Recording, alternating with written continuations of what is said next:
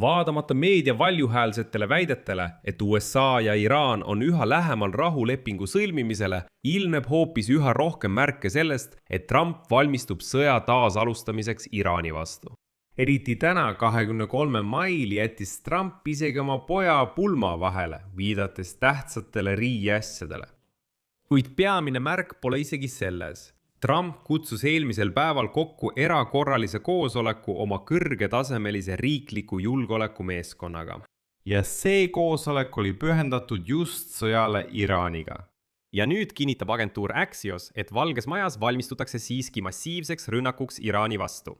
Lisaks täheldatakse praegu Washingtonis samu sündmusi, mida täheldati ka enne USA sõja algust Iraani vastu 28. veebruaril. Lõpuks ütles isegi Donald Trump täna kogemata, et pühapäevaks juhtub midagi väga olulist ja murrangulist.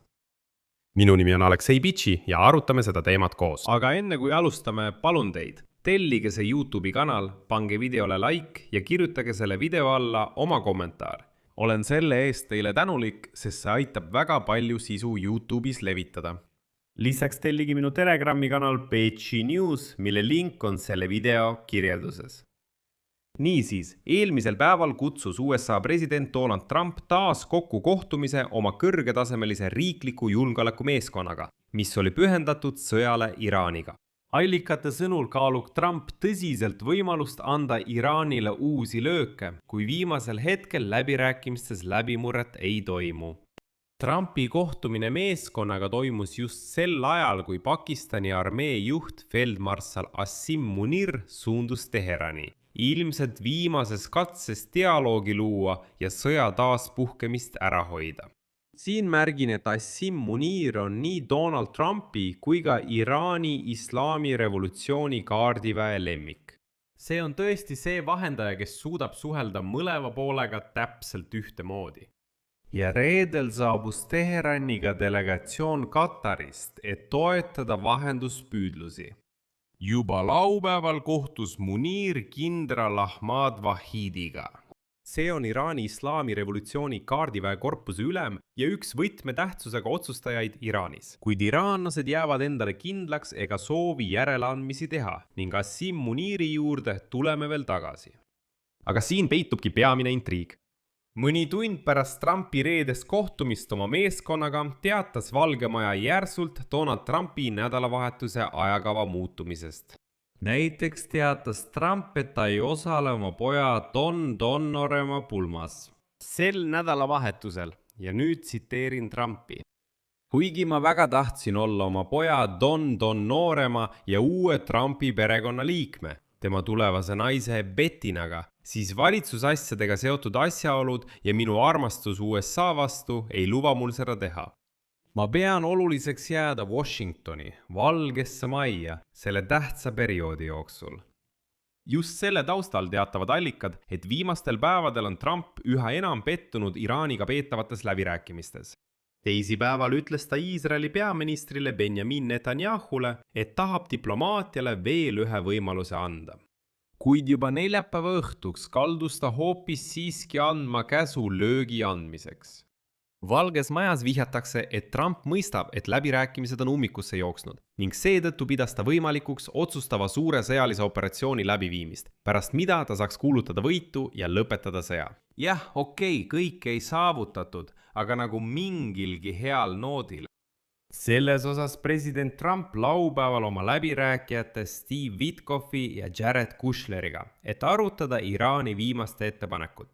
Ja teatas, et tõenäoliselt teeb ta pühapäevaks otsuse sõja taasalustamise kohta. Ündiselt ütles Trump, et võimalused sõlmida kasulik tehing või, tsiteerin, nad maa tasa teha, on täna kindlalt 50-50. Samal ajal teatas Iraani välisministeerium reedel, et läbirääkimised jätkuvad, kuid kokkuleppeni on veel väga pikk tee minna. Teheranis teatatakse, et praegu keskendutakse peamiselt sõja lõpetamisele ning muid küsimusi ei arutata enne, kui see eesmärk on saavutatud. See tähendab, et iraanlased ütlevad, kõigepealt lõpetame sõja ja alles siis alustame läbirääkimisi. Teades iraanlasi juba aastaid. Kuid oluline on ka meeles pidada, et Trump on viimase 6 nädala jooksul mitu korda olnud sõja taasalustamisele väga lähedal, enne kui otsustas seda mitte teha. Ja seetõttu võime eeldada, et valmisolek sõjaks on samuti katse avaldada Iraanile survet. Seetõttu on järgmise 24 tunni jooksul võimalus mingiks läbimurdeks, kui Teheran usub Trumpi kavatsuste tõsidusse.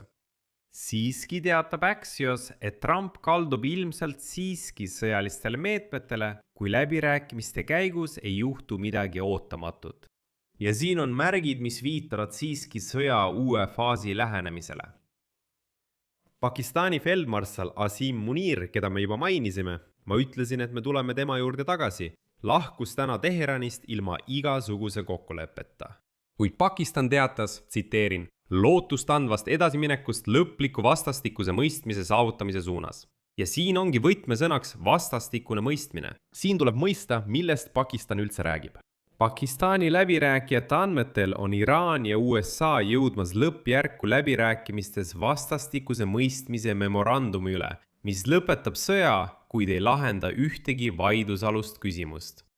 Vastastikuse mõistmise memorandum puudutab ka Hormuzi väina järkjärgulist taasavamist, Ameerika blokaadi lõpetamist ja külmutatud Iraani varade vabastamist. Ja alles pärast seda järgneb periood, mil peetakse läbirääkimisi üksikasjaliku kokkuleppe üle ning see periood kestab 30–60 päeva. See tähendab, et Donald Trump võib lõpetada sõja, lõpetada blokaadi, hakata Iraani varasid vabastama ja seega kaotada oma peamise survevahendi, et siis uuesti pidada läbirääkimisi, mis ei vii kuhugi. Aga mis mõte sellel on? See tähendab, et praegu saab Iraani survestada just blokaadi, sanktsioonide, külmutatud varade, sõja uuendamise ähvarduste ja muu sellisega. Aga kui see vastastikuse mõistmise memorandum sõlmitakse ja sõda peatub, siis millised survevahendid jäävad Trumpil alles? Tegelikult mitte ühtegi. Ja teate, Trump võib olla vastuoluline ja skandaalne, aga ma ei usu, et ta päris rumal oleks. Täna teatas ta, et nõustub ainult sellise kokkuleppega, mis hõlmab selliseid küsimusi nagu uraani rikastamine ja Iraani olemasolevate varude saatus. Siiski on ebatõenäoline, et neid küsimusi käsitletakse üksikasjalikult vastastikuse mõistmise memorandumi raames. Iraan on selgelt välja öelnud, et meie praegune ülesanne on sõda lõpetada ning neid küsimusi isegi ei lisata sellesse vastastikuse mõistmise memorandumisse. Lõpuks teatas Trump, tsiteerin. Ma arvan, et juhtub üks kahest. Kas ma annan neile tugevama löögi kui kunagi varem või me sõlmime soodsa kokkuleppe? Siia panen 3 punkti. Kirjutage oma arvamus ja järeldused selle saate kommentaaridesse. Tellige kanal, vajutage kellukesele ja ärge unustage panna meeldimist. Kui soovite toetada selle YouTube'i kanali tööd, olen teile selle eest tänulik. Seda saab teha tehes annetuse ükskõik millise lingi või rekvisiitide kaudu, mis on selle video kirjelduses. Seal on täiesti erinevaid võimalusi. Valige ükskõik milline variant, mis teile kõige paremini sobib. Või skanneerige ekraanil olev QR-kood. See on kõige lihtsam viis selle kanali tööd toetada. Sellega on kõik, hoolitsege enda eest, kõike head kõigile!